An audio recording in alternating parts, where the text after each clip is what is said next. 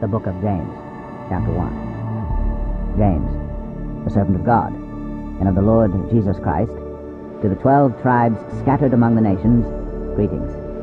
Consider it pure joy, my brothers and sisters, whenever you face trials of many kinds, because you know that the testing of your faith produces perseverance. Let perseverance finish its work, so that you may be mature and complete, not lacking anything. If any of you lacks wisdom, you should ask God, who gives generously to all without finding fault, and it will be given to you. But when you ask, you must believe and not doubt, because the one who doubts is like a wave of the sea blown and tossed by the wind. That person should not expect to receive anything from the Lord. Such a person is double-minded and unstable in all they do. Believers in humble circumstances ought to take pride in their high position, but the rich should take pride in their humiliation, since they will pass away like a wild flower.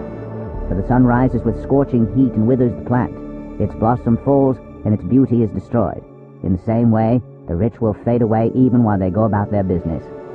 Blessed is the one who perseveres under trial, because, having stood the test, that person will receive the crown of life that the Lord has promised to those who love him. When tempted, no one should say, God is tempting me. For God cannot be tempted by evil, nor does he tempt anyone. But each person is tempted when they are dragged away by their own evil desire and enticed.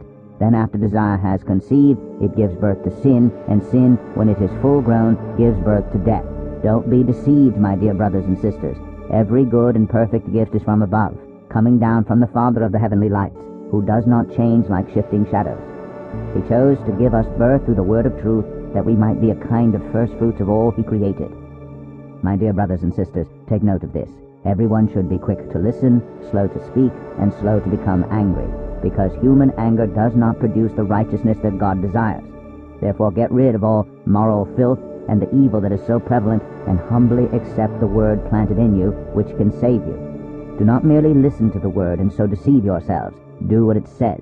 Anyone who listens to the word but does not do what it says is like someone who looks at his face in a mirror, and after looking at himself goes away and immediately forgets what he looks like.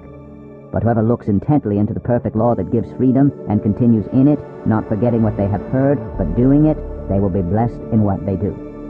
Those who consider themselves religious and yet do not keep a tight rein on their tongues deceive themselves, and their religion is worthless. Religion that God our Father accepts as pure and faultless is this: to look after orphans and widows in their distress, and to keep oneself from being polluted by the world.